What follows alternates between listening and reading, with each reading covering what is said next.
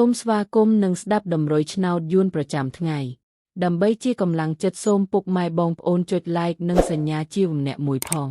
ដើម្បីទទួលបានដំរុយថ្មីប្រចាំថ្ងៃដំរុយឆ្នោតយួននៅថ្ងៃនេះគឺថ្ងៃទី28ខែតុលាឆ្នាំ